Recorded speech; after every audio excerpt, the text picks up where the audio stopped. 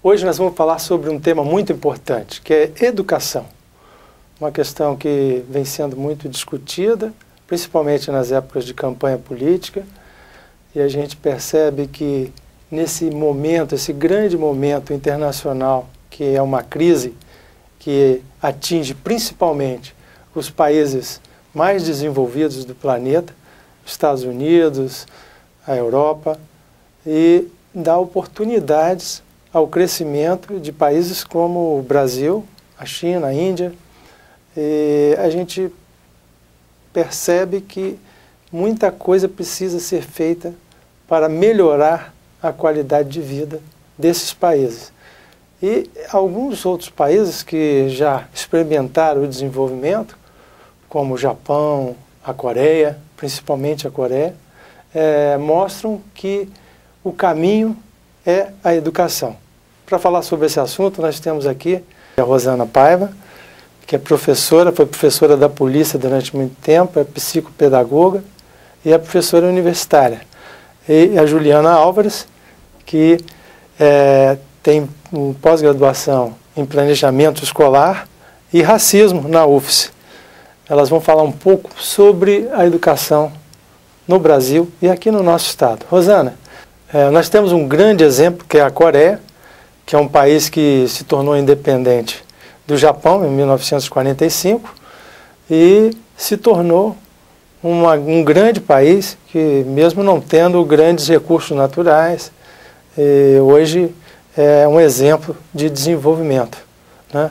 Você poderia falar um pouquinho para a gente o que a Coreia fez para superar os problemas do subdesenvolvimento? Na década de 60, a Coreia do Sul, né, ela estava equiparada economicamente ao Brasil, né, estava até em condições piores que o Brasil.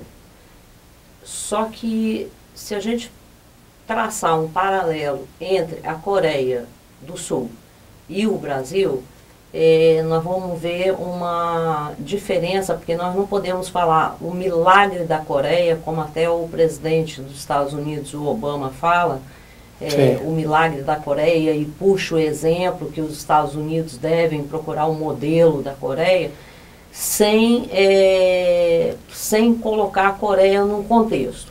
O contexto da Coreia, se pegar o seu passado, existe até um filme, Os Três Reinos, né, um filme excelente, por sinal. A Coreia era um desses três reinos. Depois ela ficou como colônia do Japão durante muitos anos. A partir de 45, ela se tornou independente. O que a Coreia tem? A Coreia, a filosofia dela sempre foi o confucionismo. Sim. Então, por aí, nós já vemos uma diferença de mentalidade em relação ao Brasil, que é o quê? Além da prioridade da questão da cultura, da educação, tem a disciplina, que eles herdaram essa disciplina do Japão e a própria filosofia confucionista, de Confúcio. E a Coreia, na verdade, nós não podemos falar ao milagre da Coreia. Não é um milagre, foi um despertar da Coreia. Ela se viu, depois da independência, como poderia sobreviver na globalização, só com a agricultura, se nós já estamos na era da tecnologia. Então, ela se viu no impasse. Somos rurais, então vamos investir na educação. Eles decidiram focar na educação como prioridade. Focando na educação como prioridade, eles investiram maciçamente, eles fizeram uma sequência de desenvolvimento. Eles investiram maciçamente no ensino fundamental. Na verdade, lá tem a pré-escola, né, que é dos 3 aos 6 anos, 3 anos de idade aos 6 anos. E não é obrigatório, mas os pais fazem questão de colocar seus filhos com 3 anos na escola. O inglês é necessário. Tem escolas que são opcionais, mas eles colocam a prioridade no inglês. Como uma segunda língua, né? Exatamente. Por quê? Nesse desenvolvimento, investiram muito na educação fundamental. Quando esgotaram o ensino fundamental, eles partiram para o ensino médio. Já a universidade, ela é fraca. Então, nós temos o quê?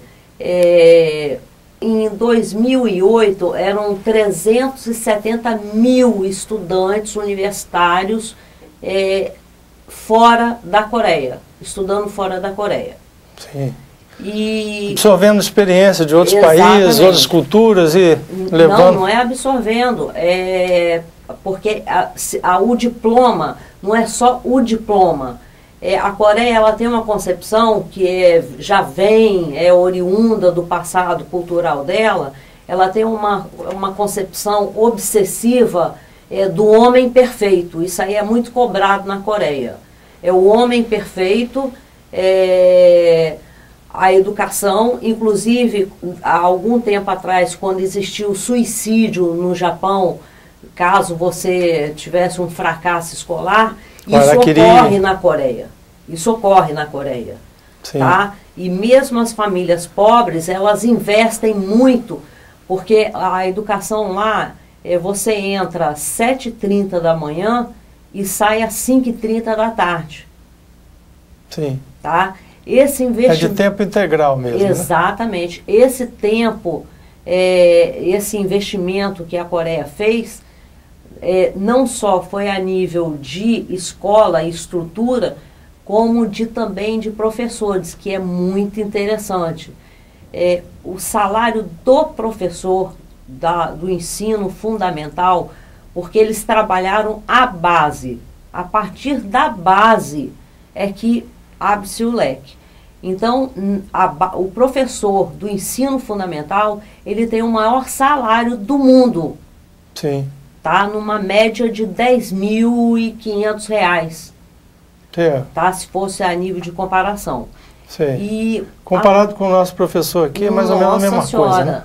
Não, mas veja bem, a questão da educação no Brasil não é uma questão só de salário. Sim. Tá? Não é salário. O processo de seleção dos professores é um processo rígido. Primeiro, 100% deles, o recrutamento é feito entre os 5% melhores alunos do ensino médio. Tá? Sim. E para você fazer uma faculdade de educação na Coreia, porque lá a universidade ela é paga, tanto a pública, tem a pública e a privada. Ambas são pagas. No ensino médio, 50% é privado, 50% é público. Já o fundamental é totalmente público. Tá? Como no gratuito. Japão. Como no Japão. É gratuito. Até o high school, até o, exatamente. Não, o segundo grau aqui. 12 anos de estudo entre o fundamental e o médio, porque são 2 médios, né? E a universidade são 4 anos. Tem 100% dos alunos com segundo grau completo, como no Japão? 100%. 100%. Porque é uma questão de honra. E o PISA, que faz a avaliação dos alunos a nível internacional, os coreanos, eles são excelentes na matemática, nas ciências e na leitura. Bem, nós precisamos de ir para um rápido intervalo. Voltamos já com a nossa entrevista. Fique conosco.